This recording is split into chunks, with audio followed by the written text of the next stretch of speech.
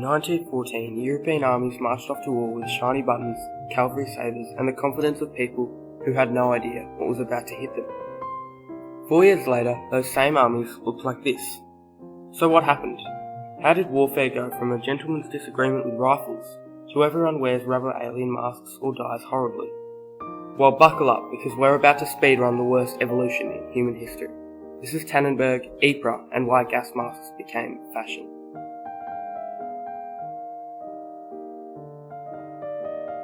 It's August 1914. Russia's got 2 massive armies marching into German East Prussia, and honestly, they're feeling pretty good about it. Germany's busy fighting France, so the Eastern Front should be easy pickings, right? Wrong, because Germany has something the Russians don't, a functioning telegraph system and a general named Ludendorff who actually reads his messages. Here's the thing, the Russian commander, Samsonov, was out in the forest, literally, with no radio communication. Meanwhile, the Germans were intercepting Russian radio messages that weren't even encrypted, so the Germans knew exactly where the Russians were going. The Russians, however, did not know where the Russians were going. On August 23rd, the Germans started their counterattack. They used railways to rapidly move troops, revolutionary stuff, and began encircling Samsonov's Second Army.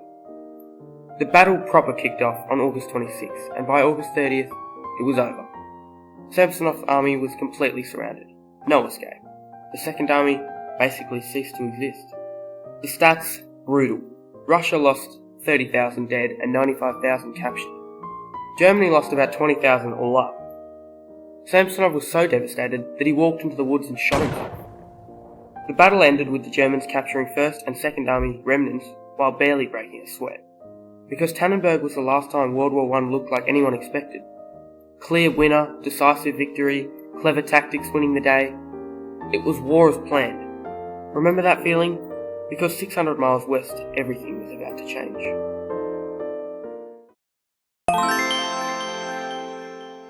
While Germany was doing victory laps in the east, the Western Front was discovering something unfortunate. When you can't outflank your enemy, because there's an ocean on one side and Switzerland on the other, you end up staring at each other across a muddy ditch for 4 years. Enter the First Battle of Ypres. October 19th, 1914, Ypres, Belgium, a small town which has had the worst century of its life. The First Battle of Ypres was basically both sides trying to outflank each other, failing, and then just digging in. This battle lasted until November 22nd, and it defined what the Western Front would become. The Germans were pushing hard towards the English Channel ports. If they got those, Britain was screwed. The Allies held them back, but at a catastrophic cost. Casualties? British lost 54,000. French lost 50,000. Belgians lost 20,000. Germans lost 130,000. And what did everyone gain? A curved bulge in the line called the Ypres salient, which is just a fancy way of saying a death trap you can be shot at from 3 sides.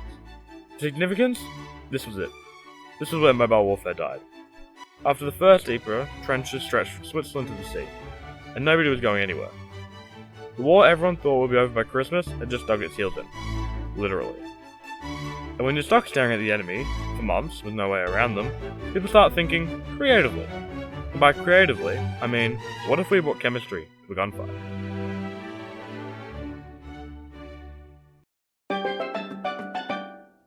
So fun history fact, humans have been poisoning each other since ancient times. The Athenians poisoned water supplies with toxic plants. The Peloponnesian forces used sulfur fumes, but these were small scale.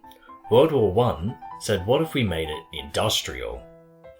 Enter the Germans in 1915. They looked at the Hague Declaration of 1899, which banned poison projectiles, and they went, but what about poison clouds? Loophole discovered. Chemical weapons were developed for one reason, breaking the stalemate of trench warfare. Traditional artillery couldn't reach soldiers hiding in bunkers. Bullets couldn't curve around corners. But gas seeps everywhere. It doesn't care about your sandbags. Let's talk about the greatest hit of chemical horror. First up, chlorine gas, 1915. This was the debut. It's heavier than air, so it rolls along the ground into trenches. It smells like bleach, looks yellow-green. It gets into your lungs, reacts with moisture, and creates hydrochloric acid. You're basically drowning in your own fluids. Terrible way to go, but at least you could see it coming and run. Then came phosgene, also 1915. This was the upgrade. Colourless, smells like mouldy hay, and here's the fun part, delayed effects. You breathe it in, feel fine, go about your day. Then 6 hours later, your lungs fill with fluid and you die. Phosgene caused 85% of all chemical weapon deaths in World War I. It was horrifyingly effective. But the crown jewel of chemical warfare, mustard gas, 1917. This stuff was evil incarnate. It's a blistering agent, doesn't kill you instantly, just causes severe chemical burns, temporary blindness, and contaminates everything it touches. Soil, clothing, equipment, all toxic for days. You couldn't even hide from it. How was it used? Initially, cylinders opened upwind. Very unreliable, weather dependent, and sometimes blew back onto your own troops. Then they got smart. Artillery shells. By 1918, 1 in 3 shells fired contained gas. You could target specific areas, didn't need wind cooperation, and it was way more efficient. Other methods included grenades, aerial delivery from planes, and landmines designed to release gas when stepped on. Chemical warfare went from experimental to standard operating procedure in 3 years.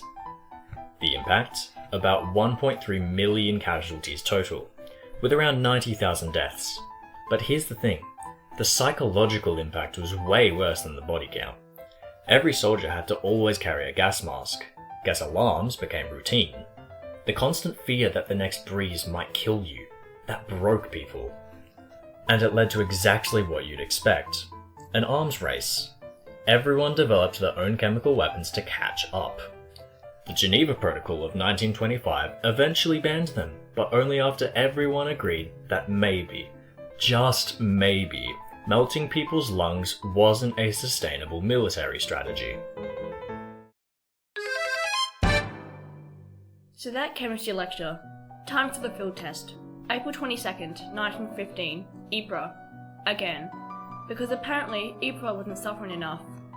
The Second Battle of Ypres ran from April 22nd to May 25th, 1915. This was Germany's chlorine gas debut on the Western Front, and it was horrifying. French colonial troops, Algerians and Moroccans saw this yellow-green cloud rolling towards them and they thought it was a smokescreen. It was not a smokescreen. Within minutes, soldiers were choking, clawing at their throats and fleeing in panic. 5,000 died almost immediately. It opened a 4-mile gap in the Allied lines. And here's the kicker. The Germans were so surprised it worked that they didn't have enough reserves to exploit the gap. They just didn't follow through. Classic military blunder. Succeed too well, unprepared for success.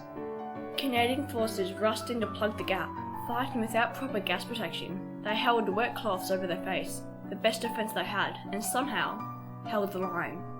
Final casualties, British lost 59,000, French and Belgians lost about 22,000, Canadians took 5,975 casualties, with over 2,000 killed, and Germans lost 35,000.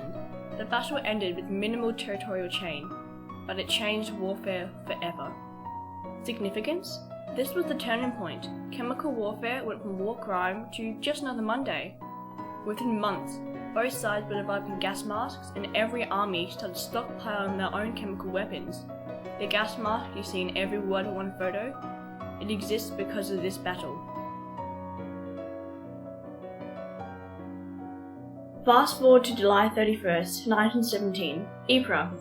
For the third time, because humans are terrible at learning lessons.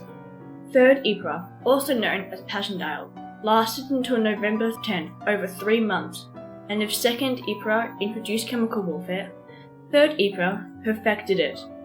The Allies wanted to break through German lines and capture the high ground around Passchendaele Ridge. Seems reasonable, except for 2 problems. 1, the Germans had heavily fortified it. 2, it rained. Constantly. The battlefield turned into a swamp. Now add mustard gas, which was introduced by the Germans in July 1917, specifically for this battle. Mustard gas in mud means contaminated ground everywhere. Soldiers couldn't dig in, couldn't take cover, couldn't touch anything without risking chemical burns. Men drowned in shell craters, wounded soldiers slipped off stretchers into the mud and were never recovered. Gas masks fogged up in the rain, making them nearly useless. It was every possible nightmare combined into one battlefield. Casualties? British 76,000, Australians 38,000, Canadians 17,000, New Zealanders 18,000. Total Allied casualties were around 250,000, and for all that, they advanced 5 miles. That's 50,000 casualties per mile. Passchendaele became synonymous with futility and horror. The name itself means mud, blood, and pointlessness to anyone who studies World War I. And by this point, gas masks weren't optional equipment, they were body parts. You didn't take yours off. Ever. So, let's connect the dots. Tannenberg, in August 1914, showed that war could still be decisive. Smart tactics, clear victory, war as it should be. But just 2 months later, first Ypres proved that on the Western Front, nobody's going anywhere. Stalemate, trenches, misery. When you can't go around the enemy, you try to go through them. When that doesn't work, you start getting creative. Chemical warfare was desperation with a PhD. It was the answer to how to break the stalemate, and the answer was poison it. Second Ypres, in 1915, introduced the horror.